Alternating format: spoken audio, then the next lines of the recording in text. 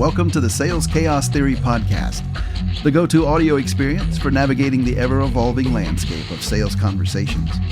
Hosted by the dynamic duo Tim Ojai and Brian Lambert, this is your invitation to dive deep into the world of value communication like never before. In a market flooded with unpredictability and constant change, Sales Chaos Theory is your guiding light, offering insights, strategies, and the much-needed clarity to help you find the patterns and thrive amidst the mayhem. This is Sales Chaos Theory, where we make sense of the complexity in the market and help you lean into it to rise above the fray and land more deals. Let's dive in.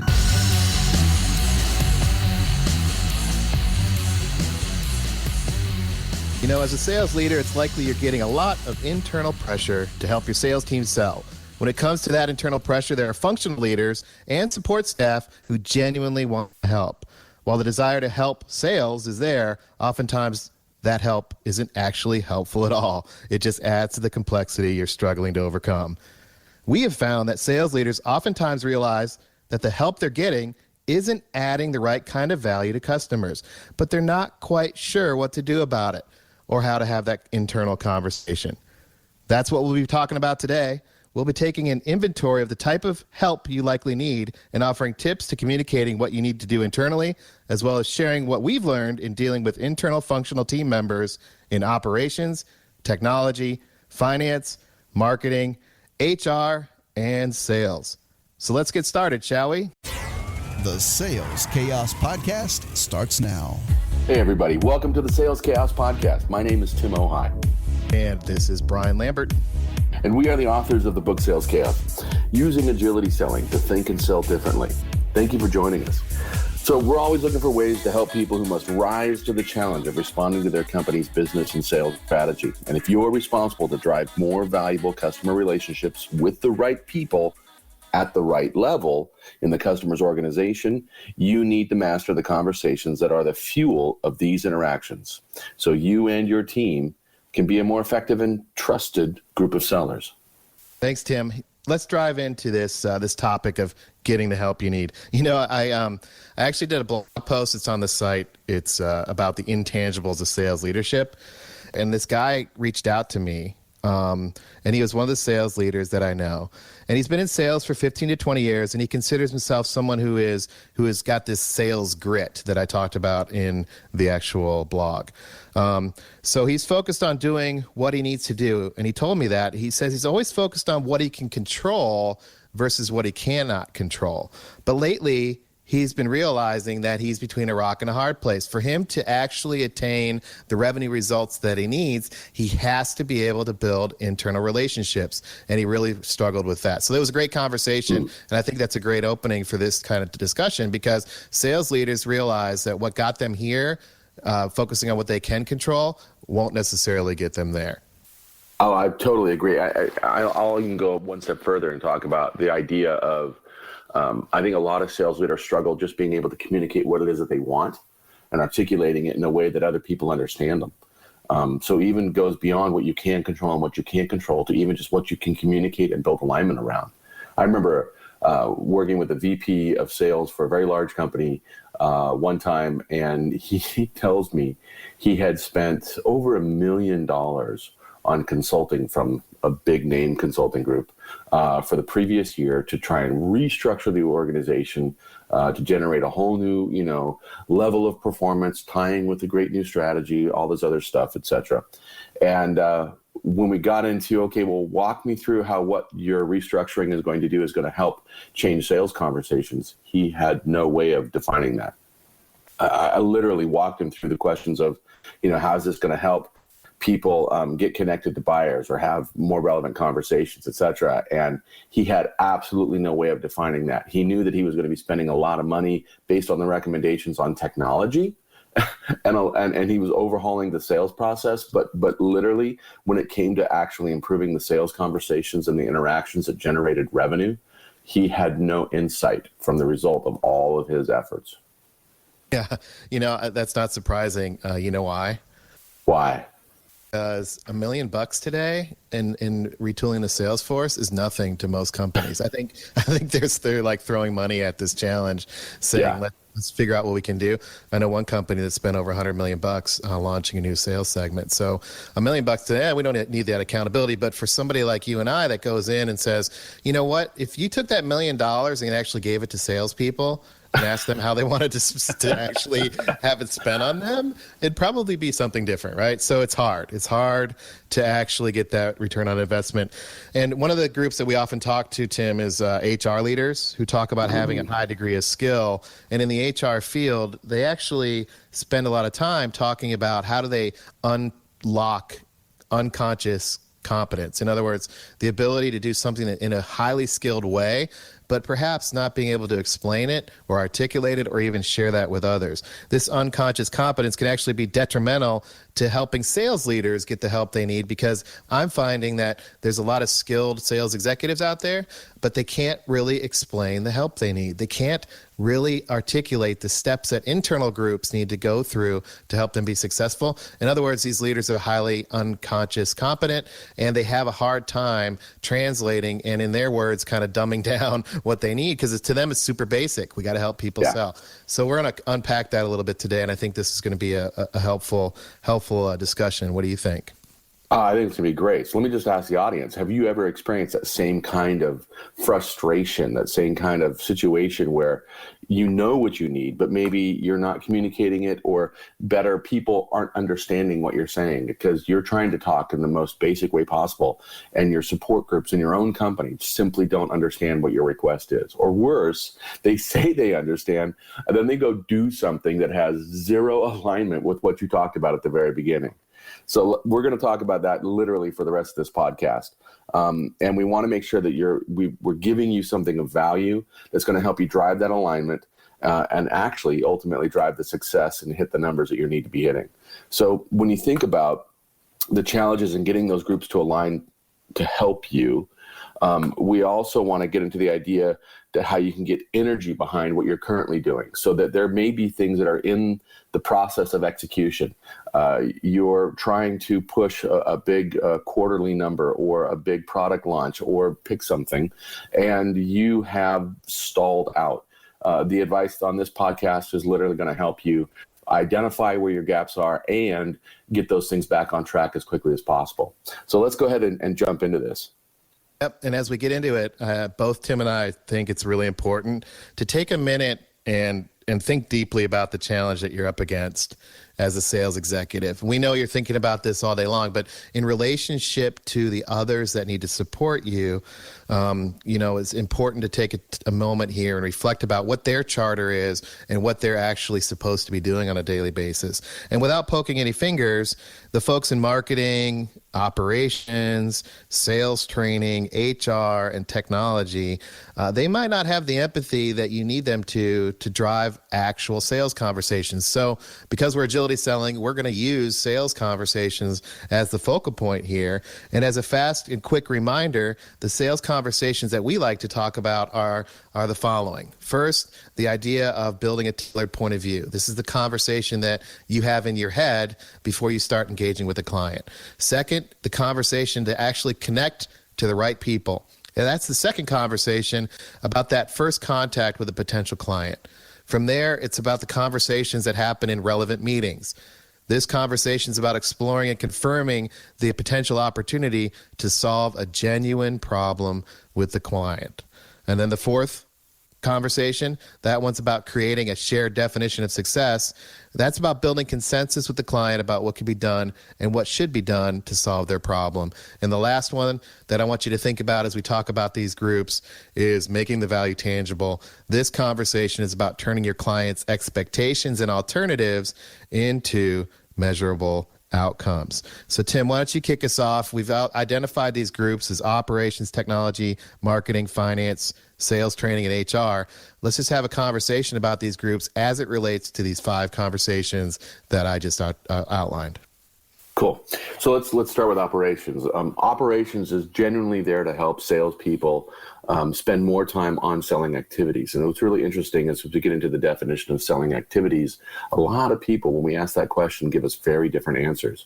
But let's just say, for simplicate or a simple reason, that selling activities are the things that salespeople do that have direct relationship to generating revenue. And there's things that they do that directly generate revenue and things that they do that don't generate revenue. Because just because they're in front of a customer doesn't mean they're actually generating revenue. What if they're in front of the wrong customer?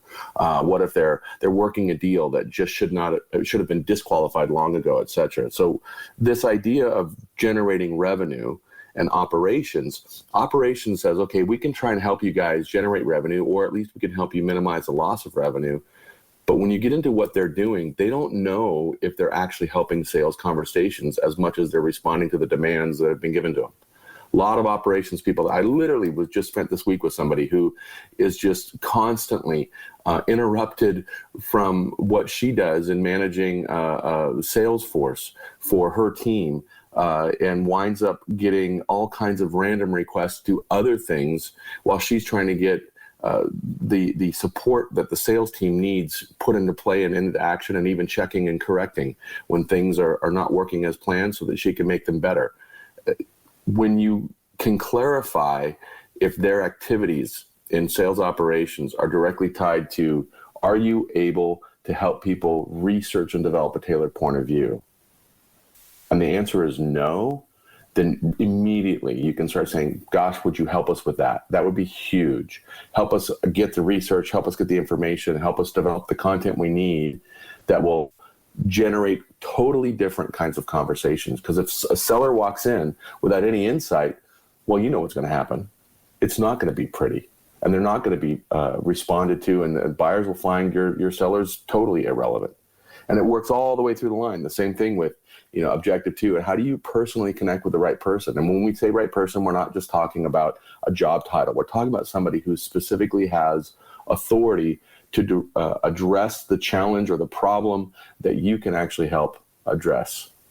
And it runs all the way through. And then when you open the door to technology, it's the exact same conversation. Technology, it's amazing to me how people forget this principle that technology is simply an enabler. It accelerates whatever it is that you're doing. So if you're doing bad prospecting and you add technology to it, you're just going to accelerate bad prospecting. If you're doing great negotiating and you add technology to that, you're going to continue doing even greater negotiating. But technology people often have zero clue over what they're trying to do in terms of change the conversation. They're trying to generate usually data and reports that have nothing to do with sales conversations. And I would challenge pretty hard whether or not it actually has direct relationship to revenue. And then we get into probably my favorite group to go after, and Brian, you'll probably have some extra comments on this one, is marketing. Marketing as a whole often has huge desire to help, but zero insight into the actual conversations. They're just not there. They're not listening. They're not paying attention. They're dealing at a macro level, and sellers are dealing at a micro level. If I'm a seller, I don't talk to CIOs or CMOs. I talk to Bob and Mary and Jose, and I talk to people who are at the level of their job in a specific situation that's going to be unique with every single conversation. And marketing needs to really understand how they can design from the conversation backwards, because the opposite is they shove their stuff into the conversation, which usually winds up sitting as complaints from salespeople, as marketing doesn't give them anything of value. Yeah, good stuff, Tim. And I think my summarization of these areas is they have a specific value that they can add to help sales executives, drive those sales conversations with their teams. But oftentimes it's kind of bottled up in a planning effort or a coordination effort that really is operationally focused instead of customer centric, if you will. So it's hard to extrapolate out of that a unique contribution to the sales conversation. And as sales executives and leaders, our advice to you in that would be to think about how you engage in more long-term conversations instead of the day-to-day tactical ones. I think with operations, even technology and marketing, sales leaders are very myopic day-to-day on what needs to happen. And that actually fuels this internal discussion as opposed to more of an external discussion, because the strategy of most of these organizations, these functions that Tim just talked about, operations, technology, and marketing, they actually do have market-centric and customer-centric strategies, but they don't show up every day. So I think the fertile soil for executive leaders is to engage in that long-term planning process, to move out of the tactical doing to maybe tactical planning even, and then hopefully into more of a strategic conversation. And that's so true, Brian. That is so true. That's going to be helpful, I think, for you guys as executives. The next three groups would be finance, sales, training, and HR. From a finance perspective, when you look at the help that finance can provide, the bottom line there is when you think of, if you're a publicly traded company, what the earnings call is all about, it's about that balance sheet.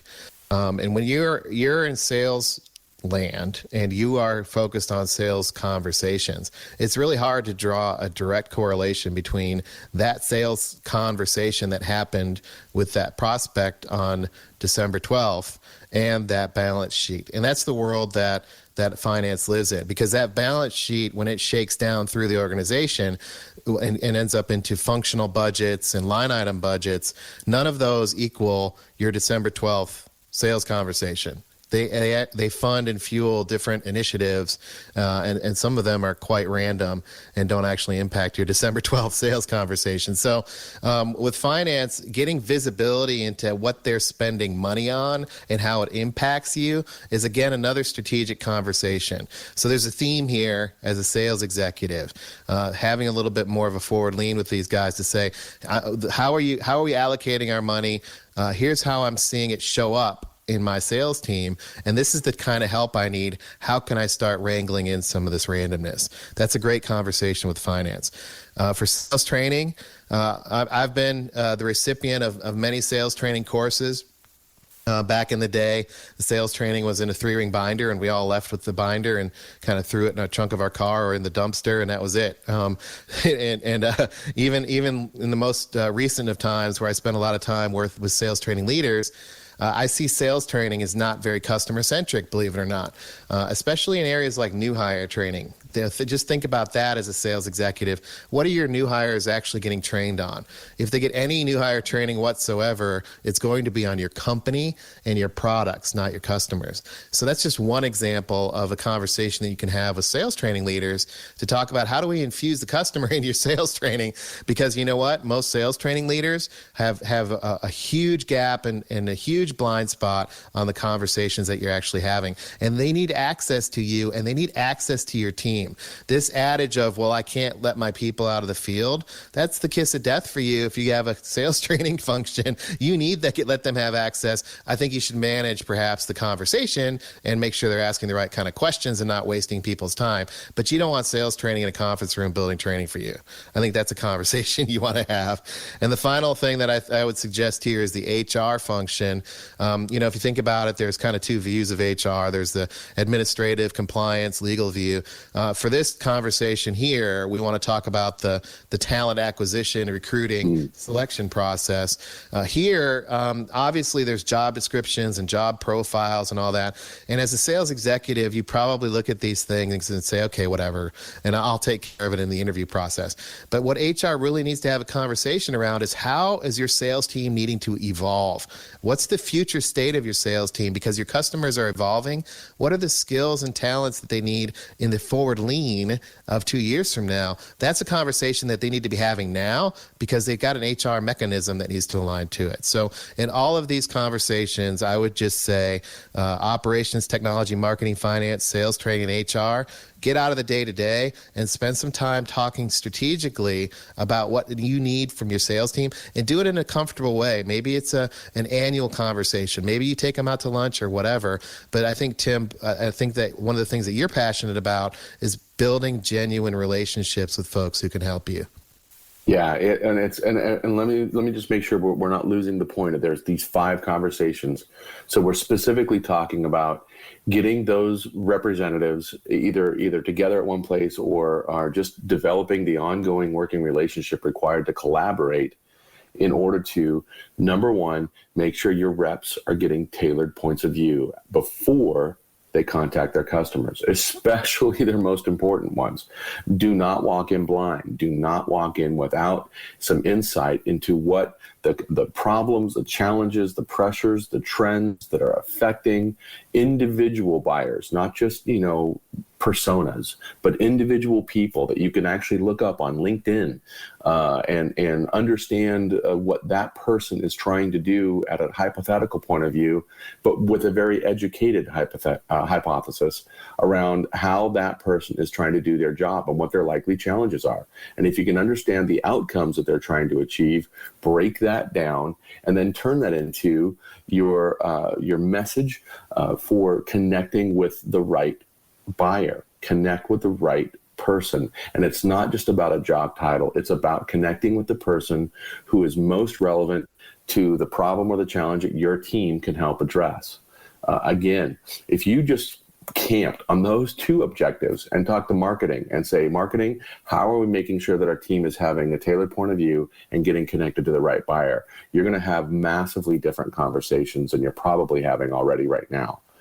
Same thing with operations and technology, even with finance, because finance is going to unlock the resources that you'll need for some of those things and may even be able to help you generate a compelling business case for generating interest in what you guys are doing.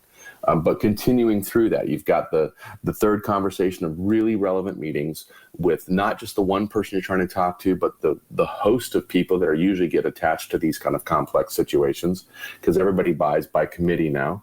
All the way through to building that shared definition of success, getting real, tangible definition to what you think you can achieve, and also qualifying on your own internal team, helping people do the analysis necessary to say, hey, is this a good deal or a bad deal? Do we push in or do we pull out? And then finally making that value tangible. What needs to happen to present a winning business case and get through the negotiations so you can not only close, but activate the deal and turn something into real value for the customer that delights them, that drives their success, and also helps you be as successful on your own internal scorecard. Those concepts are absolutely critical to unlocking almost all of the problems we see when we look at sales falling flat, product launches not taking off, etc. And just being able to take an inventory of the challenges you're seeing as they break through those 5 areas, you'll suddenly have a different level of clarity that will absolutely change how you could coordinate, align, and support around making those conversations more successful. Just the key is you got to keep it focused on sales conversations. If you start going off into other things, you will spend your time trying to solve problems that don't actually contribute to your success. Important advice. And that's, the first thing that we want you guys to try here is to take that inventory of those challenges in relation to sales conversations by thinking through these groups. So yeah, thanks Tim for that first actionable tidbit. The second action that we want you guys to try is to really embrace this idea of quote unquote help. Even if you believe that the help that you are going to receive is not as valuable as you would like, go ahead and find ways to accept the help, but maybe redirect it into something that's a little bit more, tactical, more of a lower hanging fruit that you can ratchet over time. So an example of this would be HR wanting to help with revisiting compensation plans or whatever. Perhaps you can redirect them into rethinking about a baseline of your sales team in general. That's something that we find is super helpful for sales executives to figure out the kind of talent that they have across their organization and think about strategically how to work with HR to evolve their sales group over time. So that's an example of kind of take the help, redirect the help, start with baby steps, and ratchet over time. That's the second thing we want to try. And then the third thing we would suggest is just find a coalition of the willing. Find the groups of people that will help you. So we've rattled off 6 different functions, and you may have other functions that we haven't specifically named. Generally, we find it breaks down into thirds. There's a third of the people you work with will absolutely get what you're trying to do and want to help. A third will sit on the fence and wait until some sort of significant result comes in play and they have a compelling reason to jump in and become more active. And then you've got a third, generally, on average, that will fight you every step of the way. They're either absolutely confused by what you're trying to do, they're opposed to what you're trying to do, or frankly, they're just under-resourced and they're tired and they're confused and they're fatigued. They just don't have the energy for it. What you want to do is find that first third. Find that group of people who, without any kind of resistance, will jump in with you into the deep end of the swimming pool and just start making progress. You don't have to solve everything all at one time, but if you can make tangible progress with that group, you can turn that into a business case for your fence sitters and, more importantly, for your resistors, to get those people to start converting. Because often your resistors, if you can convert them, will become your greatest champions over time. Yeah, good stuff. I love that. The coalition of the willing. All right. The fourth thing here that we would suggest that you try. And, this is an important one because, we started getting into, and I just want to re-highlight again, this idea of building the right relationships with folks. The fourth thing is this idea of find a friend in finance. And the reason why we're suggesting that is at some point in time, you will need to help reallocate money internally to get what you need. Now, that might not be right now. But as organizations face more and more pressure, the more you establish a relationship with the finance organization, the better off you'll be. And the reason for that is you got to remember, finance is arbitration. They arbitrate where the money's going. And more finance organizations are assuming more and more power. If you need funding for a specific initiative that you think will help you, it's best to have a friend in finance to help you do it. Now, that's going to take a while, perhaps, to start evolving to, where they come to you and say, here's what I'm thinking. But you want to start now. It's the old adage of when's the best time to plant a tree, and 30 years ago is the best time, but the second best time would be today, would be the next best time. So that's kind of what we're talking about here, is build that relationship now. Cool. And there's one more thing we want to ask you to do. Ask us questions. Drop your question in the comment section on this website. Honestly, we really want to be a community where you can find the value that you need to be more effective and fulfilled as a professional sales leader. When you ask a question, you create a dialogue that other people can leverage as well. So that helps us all. Absolutely. So there you go. If you want to get the help that you need internally from your company, it's about being proactive and thinking strategically while reaching out to build meaningful relationships with these critical areas. Take the time to practice communicating internally in ways that other functions not only understand what you're trying to do, but they actually genuinely want to help engage in. Invite the leaders to engage in the reality that your team is facing. Bring that sales reality into them and have those dialogues, because it's going to help you be more successful. And from there, start establishing working relationships through the coalition of the willing, the friend in finance, through these specific challenges that you're facing to actually impact these 5 sales conversations. And that's how you can establish that baseline to start evolving from. All right. Well, that's it for today. On behalf of Brian and myself, we invite your thoughts, comments, your feedback. And remember, friends, tips and tricks don't save the world. You need to find your own way to communicate value to buyers at every interaction so you can turn chaos into opportunity. So thanks for joining us today, and we'll see you next time. Thank you for listening to the Sales Chaos Podcast.